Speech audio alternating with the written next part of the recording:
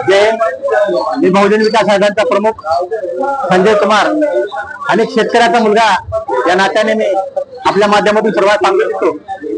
संपूर्ण राज्यामध्ये आज पावसाने अहंकार माजवलाय आणि कधी जमिनी उद्ध्वस्त झाल्या आहेत। त्या जमिनी किमान 5 वर्षाला ताळ्यावर येणार नाहीत अशी परिस्थिती राज्यामध्ये झाली आहे। मात्र ही परिस्थिती राज्यामध्ये होत असताना शेतकऱ्यांना भरीवाशी मदत देण्याचं काम आता सर्वांचं आहे। ते विरोधी पक्ष असतील, सत्ताधारी असतील, विरोधी पक्षालाही माझी विनंती आहे तुम्ही याच्यामध्ये राजकारण करून काहीतरी याच्यात व्हिडिओ आणू नका आणि सत्ताधाऱ्यांना सुद्धा विनंती आहे की तुम्ही हात आकर्ता घेऊन शेतकऱ्याला याच्यापासून वंचित ठेवण्याचं काम तुम्ही करू नका, कारण सरसकट मदत करण्याची ही खरी वेळ आहे। सरकारला माझी विनंती आहे, महाराष्ट्रामध्ये पावसाने अहंकार मिळाल्यामुळे सर्व शेतकऱ्याचे कर्ज माफ केले पाहिजे, सरसकट मदत दिली पाहिजे। मदत तू चुकून नको, किमान एक तरी 50,000 रुपये मदत शेतकऱ्यांना दिली तर ते शेतकरी काहीतरी काही करेल, व्यवहार करेल, तर काहीतरी काही घातलेला रोजगार सुद्धा निघेल।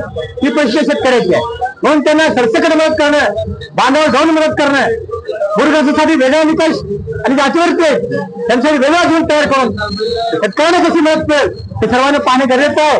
ह्याच्यामध्ये कोणी राजकारण नाही। माझी विनंती आहे, शासनाला सरसकट शासकीय कर्मचाऱ्याचे एक दुसऱ्याचे पगार वेतन कमी केलेलं आहे आणि ते निधीचा शेतकऱ्याचं काम त्यांनी करणार आहे।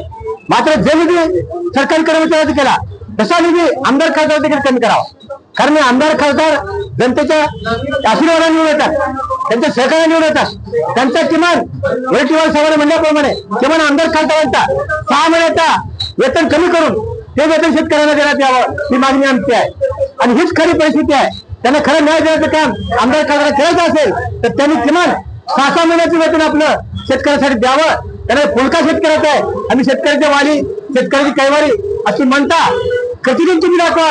मी त्यांना विनंती करतो, कोणी याचं राजकारण करू नये ही देखील विनंती करतो। जय